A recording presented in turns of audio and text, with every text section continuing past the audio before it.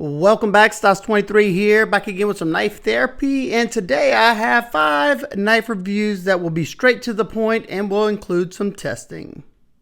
First up, we have the QVIST Bladeworks Variant PE. I chose this knife because the pre-order is live right now, depending on when you're watching this video.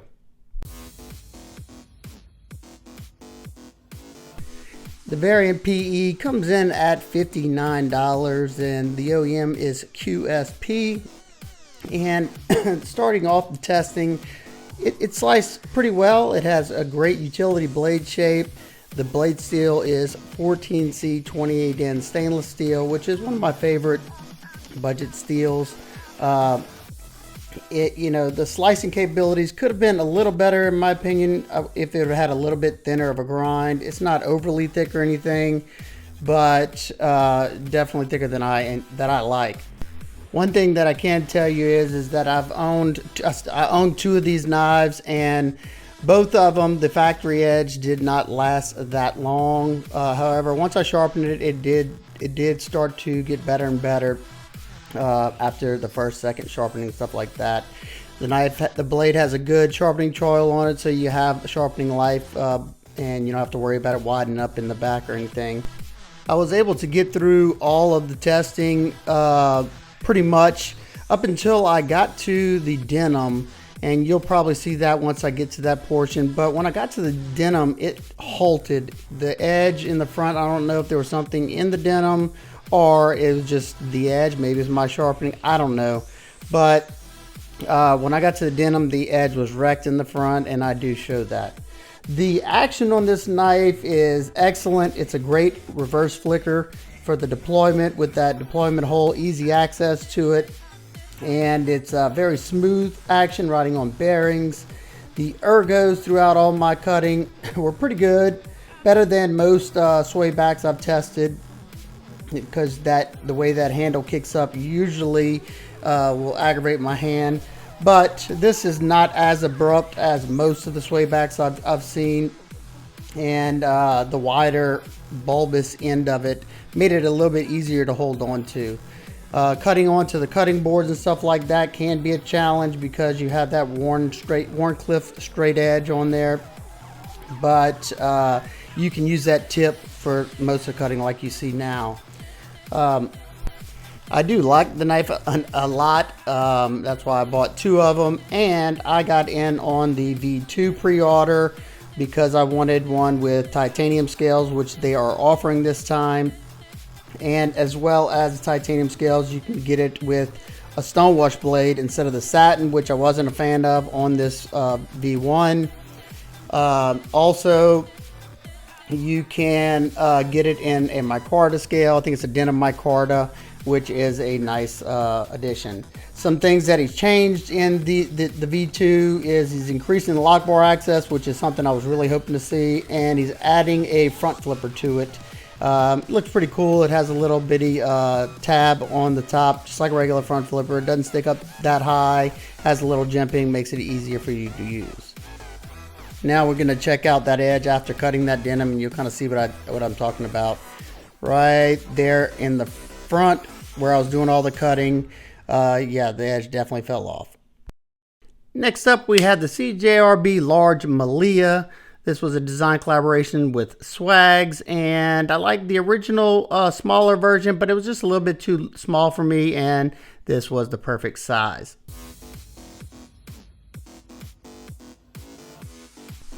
The Large Maileah comes in at $44, and it has this nice broad reverse tanto blade, and I absolutely love that. That offers a nice gradual belly, so nothing really abrupt, and it slices phenomenally. I was kind of blown away when I started doing this cardboard cutting because it was just ripping through that cardboard. Felt like I was cutting paper. I was trying not to slam my hand on that desk because it was going through so fast. Let me know what y'all think about that way of cutting the cardboard, just because it's a lot easier for me, because I deal with pain on a daily basis and my knees are really bad, so this helps out a lot if y'all don't mind me doing it like this. So The blade steel on this one is their proprietary AR RPM9 powdered steel that is great in a budget platform. I've done a lot of testing on it and I've liked everything I've seen. The factory edge was super sharp out of box, one of the sharpest out of the 5 that I tested today, and always nice to see, especially when it still performs nice without a terribly burnt edge or something. When I went over to this wood, the ergos were pretty darn good. That bulbous end, once again, at the back lets you grip onto something. Now the scales are flat, so it's not going to be, mind-blowing ergos, but much better than the smaller one was for me.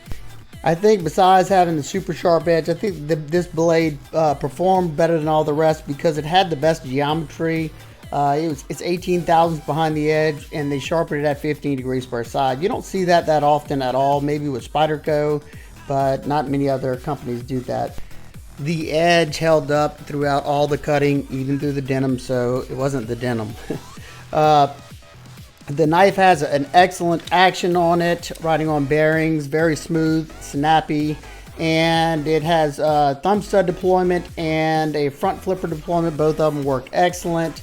This is just a great knife, fidget friendly, and it's a great performer. One that I highly recommend. Next up, we have the BestECH Syntax. This is a Todd Knife and Tool design, and I like a lot of stuff that they have offered, and it definitely shows in the design language. The BestECH Syntak would make a great little work knife on a budget. These come in at $65. And once again, you have that reverse tanto blade of 14C28N stainless steel this time. Excellent steel. The factory edge was nice and sharp and had a good bit of bite to it. Not something I see that often with factory edges. It's a pretty good slicer. And I say that just because the geometry is not as thin as, say, like the Malaia, because you have much shorter grind there, a shorter grind height on that flat grind. The knife has a full forward finger choil. It took me a little while to get used to it because it doesn't look like a normal choil. It's a flat choil instead of an arced over choil, and I found that it really locked in my grip, especially in the saber grip, gave me more control, and I found that it was comfortable throughout all the cutting, and for the most part, it was comfortable in the wood cutting. However, whenever I really bared down on the knife, I noticed that toward the back of the handle where the micarta and the milling, where the milling is on the micarta, it's got a hard 90-degree angle there, so it's not sharp, but when you're really pushing down into something, that handle, you're squeezing down on it, you will kind of feel it. Not unbearable by any means, but something you might want to know. The action on the knife is nice and snappy, comes out really quick. It's on ceramic bearings with a ceramic detent ball. Bestech usually does a really good job with their actions. The closing action is fairly smooth. Just a couple of shakes and it'll bring it back to the home base.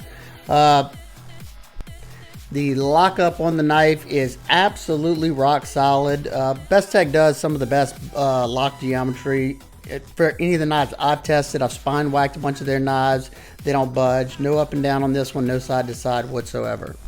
My only gripes with the knife is the kind of a hot spot in the back, like I was telling you, and I wish the lock access had a little bit more room because it is flush with the show side scale. However, I like the knife. If you like the way it looks, I think it would make a good work knife, and it will serve you right. I think the $65 price point is more than reasonable and is comparative to other companies out there.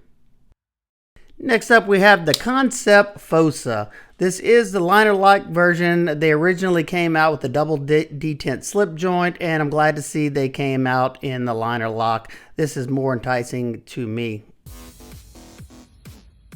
I must say the Fosa really surprised me. It's a great lightweight, thin and slicey EDC blade. Comes in at 66 bucks and has this katana-esque blade shape of 154 cm stainless steel. And if you're going to call that a budget steel, that is my favorite budget steel. Then it'd be 14C28N. The cutting was excellent. I was shooting through this cardboard without hardly any effort. It performed great with the full flat grind that comes down to 16 thousandths behind the edge, and it's sharpened at 18 degrees per side. So it was an excellent performer. I utilized every part of the edge, which came very sharp from factory. Whenever I got to this wood, I noticed it was pretty darn comfortable. It's got contoured micarta scales, so they're grippy and comfortable. Basically like a broomstick style handle. Only thing I did notice whenever I started getting toward the end of this cutting and putting a lot more pressure, that the thinner scales did start to fatigue my forearms, but that's something, you know, that you would see.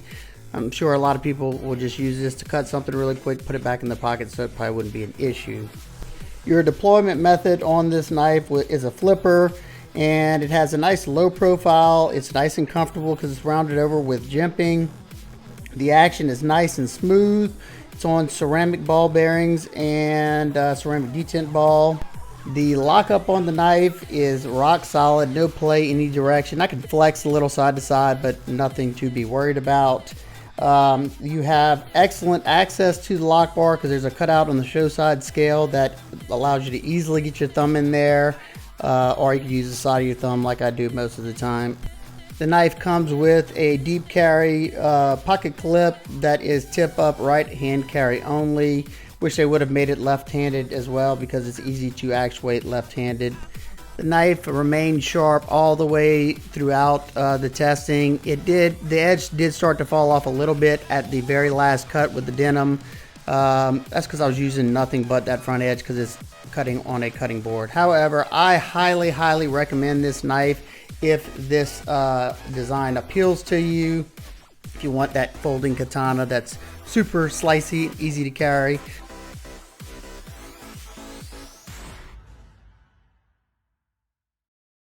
Lastly, we have the Bestech Titan.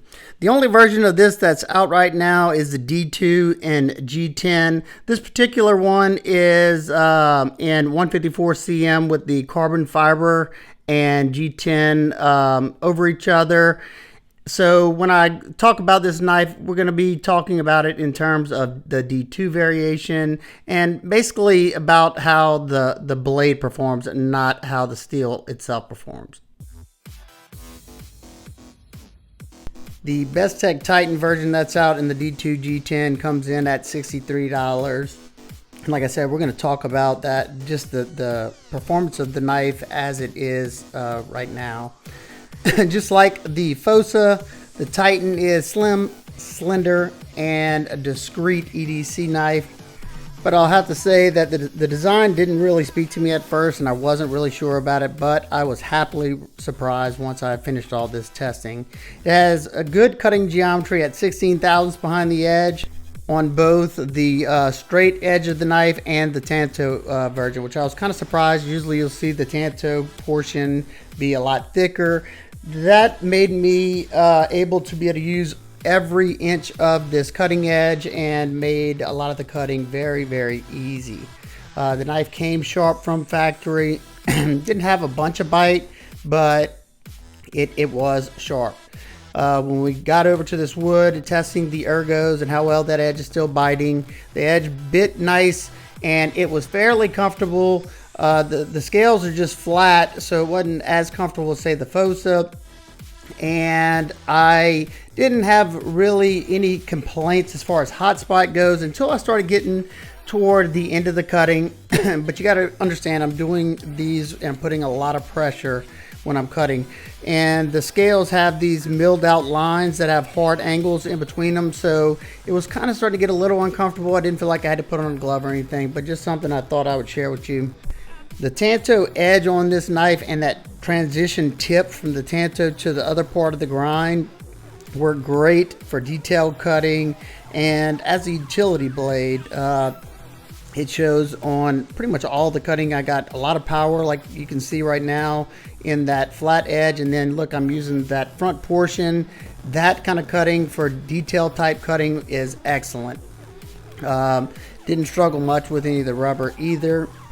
The action on this knife is great. It's snappy, smooth, and it is a flipper deployer only. Flipper tab is decently comfortable. Works with the light switch and push button activation. Whenever I went to put the knife in the pocket, I noticed it has a milled titanium pocket clip that is a little stiff, and with my thicker pants I did have to lift the clip up.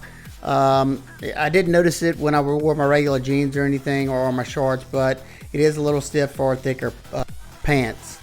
So if you're looking for a sleek, lightweight performer, then give this one a shot. It does look a little different. The design grew on me after carrying, using it, and that action is so fidget friendly. That's something that you enjoy. I think you'd like it. Not to mention, it is extremely lightweight for its size, and it's very, very slim and sleek to carry.